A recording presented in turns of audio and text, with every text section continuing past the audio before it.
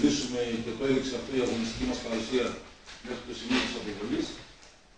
Ειδικότερα στο πρώτο ημίχρονο θεωρώ ότι και στην αμυντική μας λειτουργία ήμασταν καλοί, αλλά και στο επιθετικό μας κομμάτι, τόσο στις οργανωμένες επιθέσεις δικές μας, όσο και στην κόντρα επίθεση που θέλαμε να παίξουμε, δημιουργήσαμε τις ευκαιρίες για γκολ.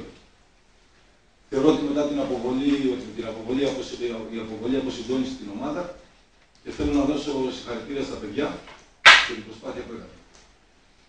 Ερωτήσεις για τον κύριο Χάβο. Παρακαλώ. Δικαιολογείται αυτό που λέτε για το ότι η ομάδα σας αποσυντονίστηκε μετά την αποβολή? Γενικώς χάθηκε η ψυχραιμία στο δεύτερο χρόνο από κάποιες φάσεις που έγιναν. Το δικαιολογείται? Έγινε μια τεράστια προσπάθεια γιατί μέχρι το σημείο της αποβολής εγώ θεωρώ ότι ήμασταν καλύτεροι στον αμυντικό χώρο. Και από εκεί και πέρα σίγουρα και υπήρξε κάποια νευρικότητα και είναι λογικό όταν παίζει με 10 παίκτες να δημιουργούνται προβλήματα στο αμυντικό σου κομμάτι. Άλλη ερώτηση. Για ένα ακόμη παιχνίδι, ο Πάοκ δεν πρέπει να καταφανίσει το πέναλτι. Για πολλωστή φορά φέτος στο πρωτάθλημα. Δεν έχει ακόμα πάρει πέναλτι. Είναι εκπληκτικό μάθημα στη φάση που γίνεται. Δεν θεωρείτε ότι κάποια στιγμή αυτό το πράγμα το δει η διοίκηση? Δεν θέλω να σχολιάσω και δεν σχολιάζω τη διαιτησία. Άλλη ερώτηση, κύριε. Ευχαριστούμε Έχει πολύ. κάποια ενημέρωση για τον Μαλετσά στο τέλος του? Νομίζω ότι έχει φτάσει.